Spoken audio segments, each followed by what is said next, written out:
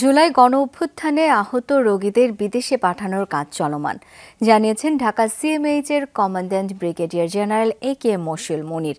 সকালে ছাত্র আন্দোলনে আহতদের চিকিৎসার সবশেষ তথ্য নিয়ে সংবাদ সম্মেলন করেন তিনি। বলেন, এ পর্যন্ত 2112 জন রোগীর চিকিৎসা দিয়েছে ঢাকা সিএমএইচ।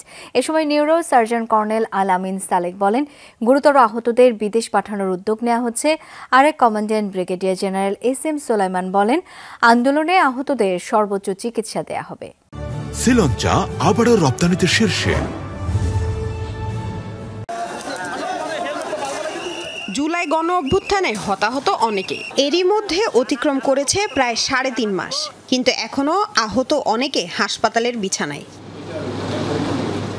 অভ্যুত্থান চলাকালে চিকিৎসা দিয়েছে বহু হাসপাতাল, সেই দৌড়ে পিছিয়ে নেই ঢাকা সিএমএইচও। 3.5 মাস পেরিয়ে গেলেও সেবা দিচ্ছে হাসপাতাল কর্তৃপক্ষ।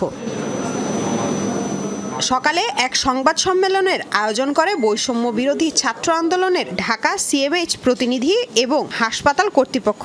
এ সময় চিকিৎসাধীন রোগীরা উন্নত সেবায় সিএমএইচ এর প্রশংসা করেন।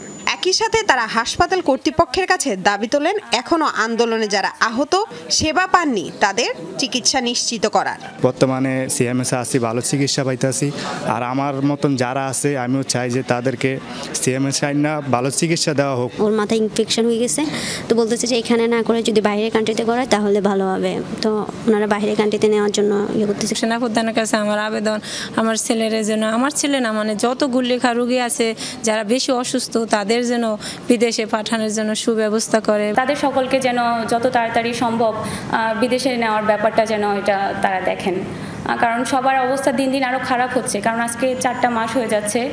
অভ্যুত্থান থেকে এখন পর্যন্ত 2112 জনকে চিকিৎসা দিয়েছে সিএমএইচ, যার মধ্যে গুরুতর ছিল 582 জন। আহতদের চিকিৎসায় ব্যয়বহুল ও টেকনিক্যাল অনেক সাপোর্ট দিয়েছে এই হাসপাতাল। প্রয়োজনে গুরুতরদের নেওয়া হবে বিদেশে। আমাদের 2112 জন রোগীকে আমরা চিকিৎসা দিয়েছি। 582টা অপারেশন ছিল, গুরুতর অপারেশন, ভালো হয়েছে।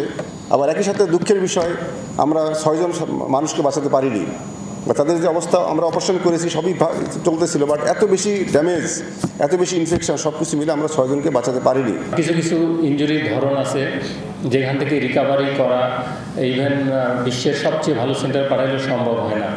সেগুলো আমরা এখানে আমাদের দেশীয় যত ব্যবস্থা আছে, সিএমএইচ না হোক, দেশের অন্যান্য হসপিটাল যেমন সিআরপি, সেগুলো তো রিহ্যাবিলিটেশন লাগবে, সেই সিআরপি এগুলো আমরা হয়তো রিকমেন্ড করবো, এতে কারো মন খারাপ করার দরকার নেই।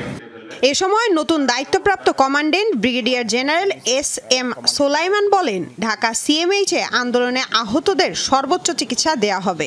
আপনাদের এতজন লোকের আমরা যখন চিকিৎসা করতে পেরেছি এতদিন ধরে, সামনেও আপনাদেরকে সম্পূর্ণ চিকিৎসা না করে এখান থেকে ইনশাল্লাহ ফেরত দেওয়া হবে না, এই নিশ্চয়তাটুকু আমরা দিচ্ছি। এবং মাননীয় সেনাপ্রধান নিশ্চিতভাবেই এটা আমাদেরকে সেভাবেই যেভাবে সহযোগিতা করে গেছেন আর্থিক এবং অন্যান্যভাবে, সেই সহযোগিতা কমপ্লিট করবেন।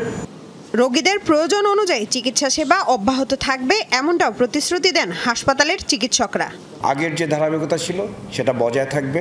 লামিয়া তিথি, যমুনা নিউজ, ঢাকা।